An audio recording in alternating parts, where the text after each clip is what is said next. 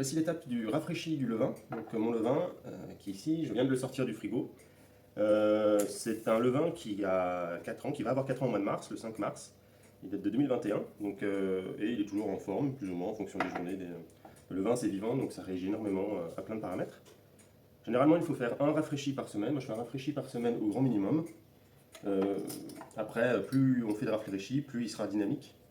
On peut tenir le levain au frigo, moi je le rafraîchis une fois par semaine pour faire mon pain hebdomadaire, mais on peut partir en vacances et le laisser au frigo 15 jours, ça peut sans problème, 3 semaines, il faudra faire plusieurs rafraîchis d'affilée pour le réactiver et le remettre en forme. Donc les étapes elles sont assez simples, hein. Pour faire du levain il faut de la farine et de l'eau. Moi je le stocke dans un bocal comme ça tout simplement. Voilà, il me faut une balance.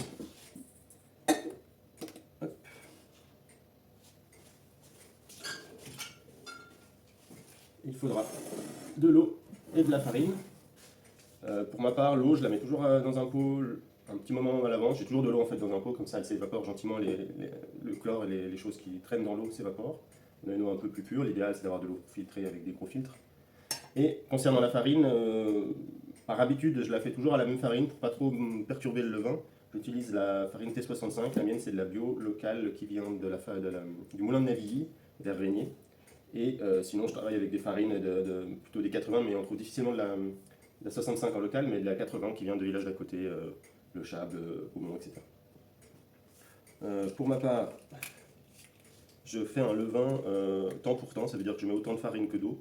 Ça le fait un poil plus liquide. Après, c'est vraiment au jugé. Moi, je travaille normalement au jugé et à l'habitude, plus qu'à la chimie. Si vous voulez des exercices, des exemples très, très technologiques, il y a pléthore de vidéos sur Internet. Je les ai vus et après, je le fais à ma sauce. Donc moi, j'aime bien humidifier au départ mes outils, comme ça glisse mieux. En retard. La première étape, on va peser le levain qu'on a. Donc soit, moi j'essaie d'en garder toujours un petit peu, comme ça je mets tout à chaque fois, mais c'est pas obligatoire. Si on en a fait un peu trop, on n'est pas obligé de tout prendre. Donc là, c'est pour les exemples. Donc, généralement, je mets 100. Voilà, tac. Là, j'ai 100 g de levain à l'intérieur.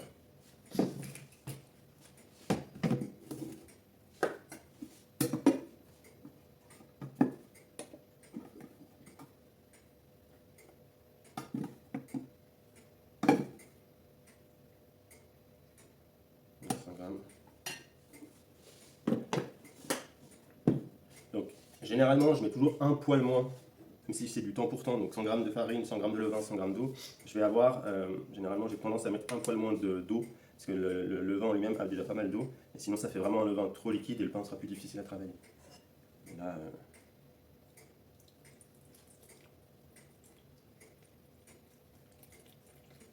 mettons 80, là j'ai mis 90, 90 g d'eau, et le reste on le rajoutera à l'œil en fonction du besoin.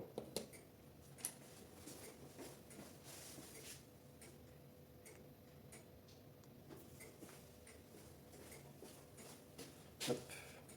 Donc là après, c'est tout simple, il suffit de mélanger.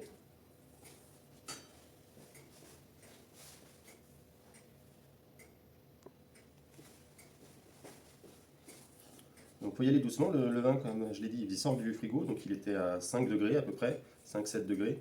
Donc c'est comme vous quand vous vous réveillez le matin, si en plus vous avez dormi sous une plante au froid, vous êtes un peu ronchon, et ben le levain c'est pareil. Donc on y va tout doucement pour agglomérer les différents composants. Donc l'idéal l'été, quand j'ai le temps, le levain je le laisse se réchauffer gentiment, et puis et après je fais le mélange, mais là c'est mercredi, il faut que j'aille au travail. Donc on peut aussi faire comme ça. Donc ce que j'ai fait, c'est qu'en parallèle, je ne vous ai pas montré, mais j'ai un four qui peut monter à 30 degrés, ce qui est pas mal. C'est pas aller le donner à tous les fours, puis il faut bien vérifier avec un thermomètre, parce que le mien, même si c'est marqué 30 degrés, il va quand même un poil plus haut, c'est pas un four professionnel, c'est un four normal.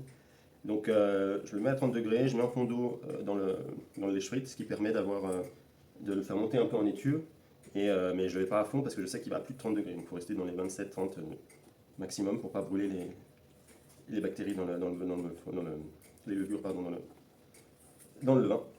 Et voilà, donc là on a une texture qui est sympathique. Et je vais mettre mon levain à pousser gentiment et à se réchauffer dans dans le four parce que chez moi il fait entre 20 et 21. Donc si on le laisse faire à température ambiante, à cette température-là, on en a pour super longtemps. Donc voilà, c'est juste lui mettre une petite couette. Donc une fois qu'on a fait notre super levain, j'ai un torchon qui sert à ça, un vieux torchon. Je l'humidifie, c'est le tempête dehors, et on le met comme ça. Donc quand les températures se sont réchauffées, en été par exemple, moi je le laisse là, paf. Vous pouvez le mettre au coin du feu aussi, si vous avez une pièce qui a un feu. Faire attention, il faut regarder un peu, faut connaître votre maison, quoi. Savoir si s'il fait 40 à côté du feu, c'est niette. Et sinon, eh ben, il suffit de le mettre dans le four gentiment. Four éteint, bien entendu, juste tiède pour le maintenir. Et là, eh ben, on part pour, moi je mets 1 heure. Généralement, je le regarde toutes les heures.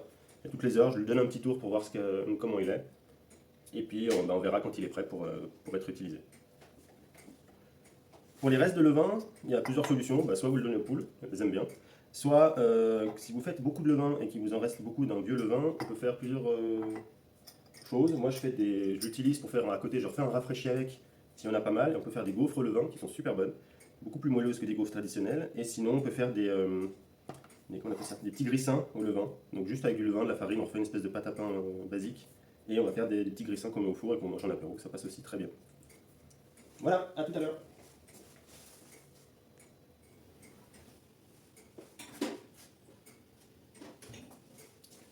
Et voilà, ça fait 1 heure, un peu plus même.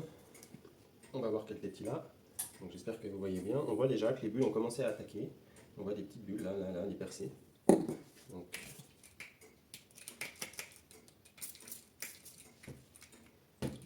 hop. Et là, on va voir quand on tire. Voilà, donc là il est content, il s'est bien réveillé. On voit que les bulles sont là. Donc, généralement, moi je refais juste un petit tour comme ça. Pour le décoller de la surface. Voir si les liaisons de gluten sont en train de se faire. A priori c'est pas mal.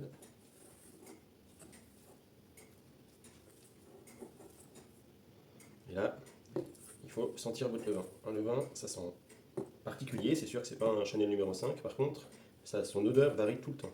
Quand on l'a sorti du frigo, en fait, les levures et les bactéries avaient mangé tout ce qui était intéressant pour elles, donc elle s'était lâchée, donc il y avait les détritus des bactéries, ce qui fait que l'odeur devient de plus en plus acide et âcre. On va vers de la bière, en fait, vers de la levure de bière très acide, et ce qui peut tourner au vinaigre après derrière est franchement dégueulasse. Mais là, voilà, on n'était pas là, elles étaient légèrement un peu âcre, ça allait vers le âcre, et là maintenant, alors certains disent que ça sent le yaourt, j'ai jamais mangé des yaourts qui sentaient cette odeur-là, mais ça a une autre odeur qui au final au début peut vous paraître déroutante et après, moi j'aime bien. Je sais que quand il sent comme ça, mon levain, il est en forme. Donc là il est un poil, ça dépend ce qu'on veut faire, il pourrait être un peu liquide, on pourrait lui remettre, mais il a chaud là, et on pourrait lui remettre un pitchoun de farine, mais là on va le laisser faire gentiment, ça ira très bien. Alors ça c'est réchauffé chez moi, là je suis en mettre un DIC 22, on peut laisser pour l'expérience faire 1 heure de plus dehors, pas dans le four. Mais sinon, il faudrait vérifier la température du four ou le laisser juste comme ça dans le four à l'humidité.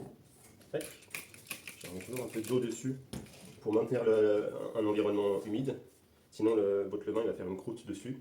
C'est pas gênant, mais ça va être, ça va pas abîmer votre levain, ça va juste en fait être chiant. Parce que une fois que vous allez vouloir prélever votre levain pour travailler avec du pain, la croûte, soit vous la mettez dans votre pain, mais vous allez avoir des morceaux de croûte qui vont être dans votre pâte, ça va pas être très agréable. Soit il va falloir le jeter. Donc moi, j'humidifie tout le temps. Comme ça, on est sûr d'avoir un levain qui est toujours bien propre. Et on est reparti pour 1 heure. A plus tard.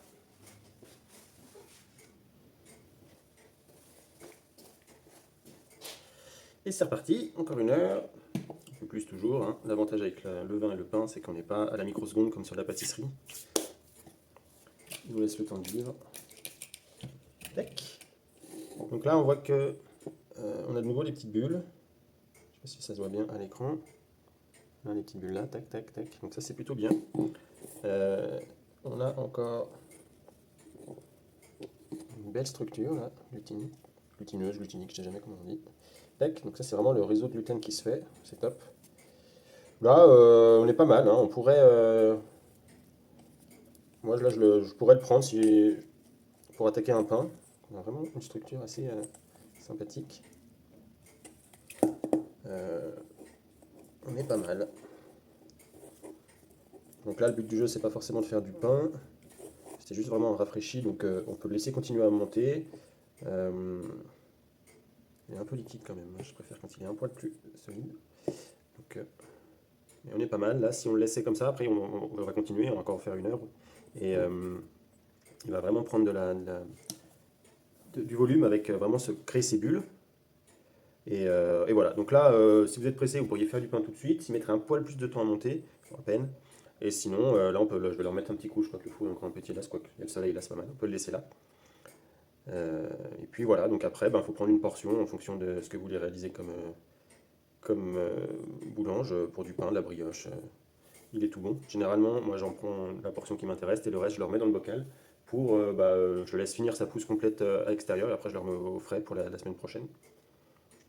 Des petites astuces, quand mon levain il est bien en forme, que je sens qu'il est bien péchu, qu'il a des belles bulles, qu'il est bien actif, généralement j'en prends une partie que j'étale sur une plaque de silicone et je laisse sécher à l'air libre pour que ça fasse vraiment de la croûte et que ça sèche complètement, mais vraiment, vraiment, vraiment, vraiment sec. Et une fois qu'il est sec, je le réduis en poussière et je le mets dans un petit sachet congélation, je le mets au congèle et je suis informaticien, donc c'est mon backup en fait.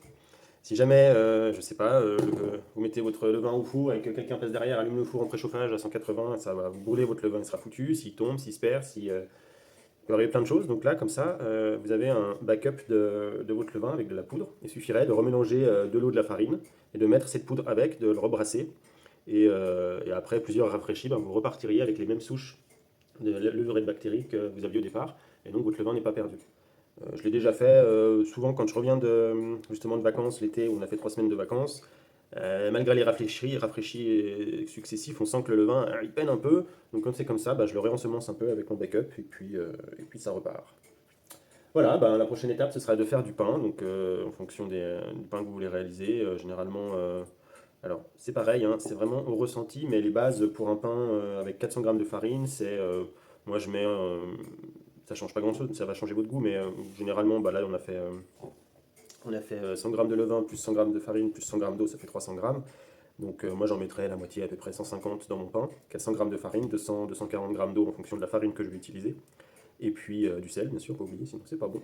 Et puis c'est tout. Et après, brassage, soit à la main, soit au robot, et puis les différents temps de pause. Mais ça, si j'ai le temps, je pourrais faire une vidéo si ça intéresse. Voilà.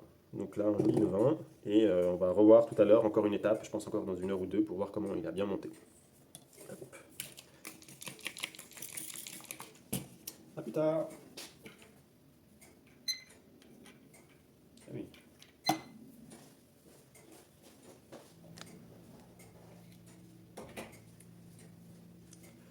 Donc voilà, dernière étape.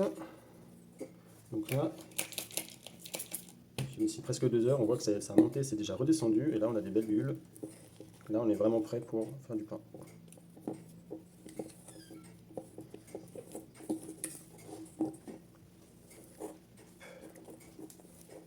Là, ça accroche, ça fait les fils, c'est tip top.